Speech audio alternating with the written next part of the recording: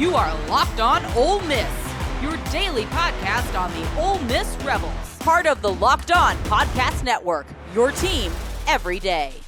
Thanks again for making the Locked On Ole Miss podcast your first listen every day. We're free and available wherever you get your podcast, including YouTube. We are part of the Locked On Podcast Network, your team every single day. Hello, I'm Steven Willis from the Locked On Ole Miss podcast, and he is Tom Vanderford, a weekly contributor to the show. You know, this week, Tom, my segment with ABC 24 aired. That was a whole lot of fun. I forgot about how stressful doing live television was, to where it's like recorded live, to where it's like, hey, you need to be on at 2:22, and then you have 47 seconds until you're live and all of that. And it was really neat. It was really fun, but it was very stressful. Oh, yeah. Yeah, that's cool. That's a local Memphis station, so that's a good spot.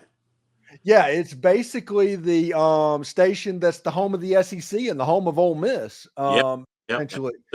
ABC 24, yeah. Yep. So it's pretty cool. I'm having a really good time. They do the 24th Floor Sports Show on Thursdays and Mondays, and it releases at about 4 Central Time, so people can check what it is. The whole show from today is up already. You can find the clip of my interview on the YouTube page, and it's all over Twitter as well. It's pretty cool. Awesome. That's cool. So it's about time. Ole Miss is finally going to play a football game against the Oklahoma Sooners on Saturday, and Ole Miss needs to play a football game because fans are essentially losing their mind because there's no football game. That's just rehashing the same talking points over and over and over again. Yeah, we need to come out. We need to jump on them early. We need to run the score up if we can. I think the fan base needs it. I think the team needs it. They've got some games. You know, they play Arkansas at home. They play Florida at home. Both those teams are improving at their homes. And then, of course, we've got the big Georgia game in state at our place. So we need this one. Yeah, and, you know, somebody, if everybody can remember what Ole Miss ran into with Georgia a year ago, somebody's going to get the Ole Miss version of that because Ole Miss is going to put it together one time this year at least. Oh, yeah. Yeah, I hope it's Georgia. Yeah, me too, honestly. It needs to be Georgia. Yes, it does. Yes, it does. If we win out, I think we're in the playoffs. Yeah, just win out. It doesn't have to be blowout. It does. You don't even have to cover. Just win the games. If you win all 5 of them, they're going to make the playoff. Yeah, I think 10-2 in the SEC gets you a spot in the playoffs. Yeah, because the teams ahead of you, everybody's like, "Well, what about the teams that it's going to get beat up? Oh, they're going to lose. They're going to get beat up." Yeah, it always happens. I expect Alabama to lose one more game. I expect Tennessee to lose another game. I expect Alabama to lose more than one more game. Yeah. It's too bad we couldn't play them this year. You know? Listen, one of the funniest things on Twitter right now is the post that you see every now and then. It's like, just wait until Kalen DeBoer gets his boys in there to see what he could do at Alabama. And it was like, wait, are you really saying that Nick Saban left him the cupboard bare? Is that the argument that you're really trying to make? No, I don't think so. I think there's one Nick Saban, and Kalen DeBoer's a good coach, but he's no Nick Saban. Yeah. And honestly, Kalen DeBoer is dealing with the same thing that Lane Kiffin's dealing with right now. And that is that everybody is just sinking back and refusing to let them hit big plays on you and say, drive the football. We don't think you can, or we don't think you will. And if Ole Miss will just start driving the football, you're going to see that offense get better really quickly. You know, I don't have the answer to this, but I don't know why we haven't been playing Amos more. I don't know if he's hurt, if he's slow, what the case is, but you know, we talked about this before the season that you got to have that big road grader running back in the SEC. And hey, I'll be honest with you, some of the play calls and personnel decisions that have been made by this staff boggle my mind. Yeah. This year has not been a good year for coaching staff. Yeah, people that blindly just follow the coaching staff, this has not been a good year for them. No. So we'll see exactly how that goes. The one that really boggles my mind is you have Juice Wells. Yep. Who is known for his run after the catch ability. and you're using him like DK Metcalf running go routes every single time. Yeah, that doesn't make any sense to me. Yeah, just get him that rack yardage. Yeah, and honestly, they should probably put him in the backfield some. Wouldn't hurt. Yeah. You know, Juice Wells running the football is elite. Huh? Juice Wells running the football is elite. Yeah. He's good. Yeah. Got breakaway speed. He's a good guy. I don't know why we're not using Bentley more. I heard that he's not wonderful at pass blocking, but neither are the other two guys. So, at least he could get some positive yardage. Listen, everybody's going to talk about the offensive line, and that's kind of the talking point right now after the LSU game. Yeah. Against LSU, Jackson Dart had his second most time to throw, his average time to throw on each pass. Against Kentucky, he had the most time to throw per pass. Lost both. It wasn't the offensive line that was the problem. Now, run blocking, it was a little bit of an issue, but you're also trying to run inside zone with a 180-pound running back.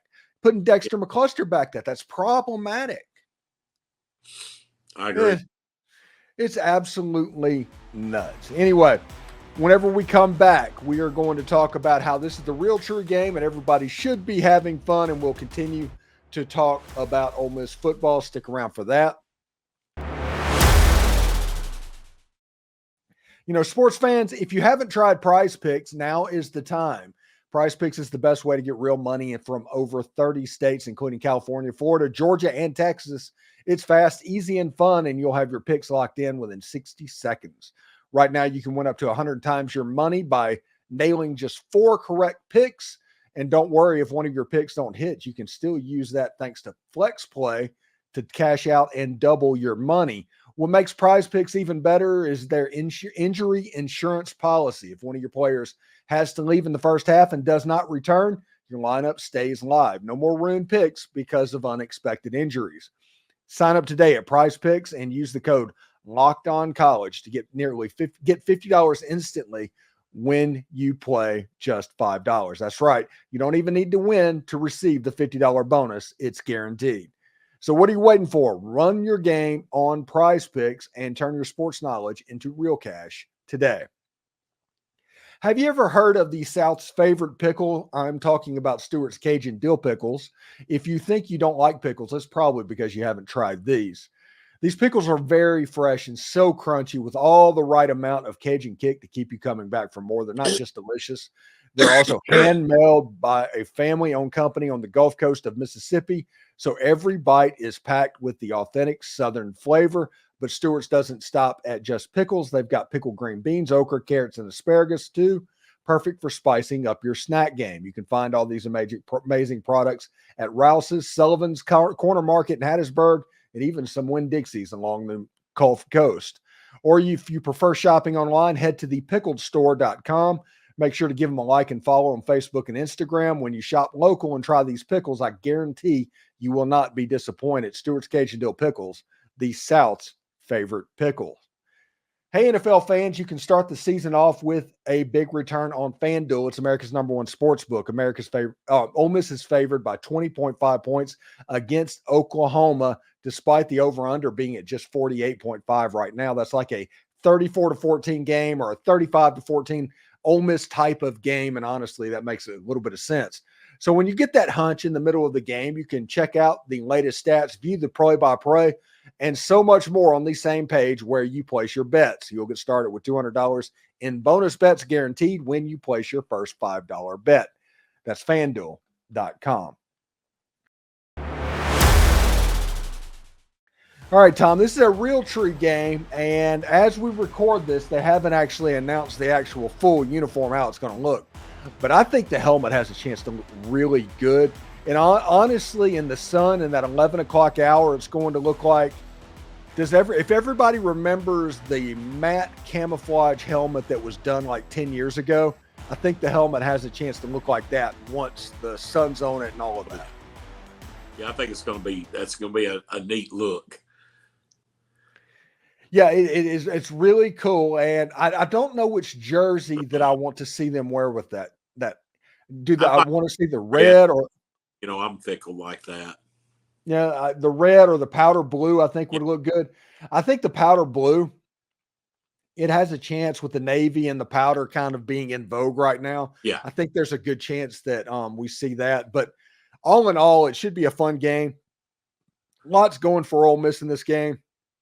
We'll see how it goes because the Rebels need to get back to their winning ways and get ready for the next game, which is going to be the next biggest game in the history of Ole Miss football before you get to the biggest game in Ole Miss football the next week. And it just goes week after week after week.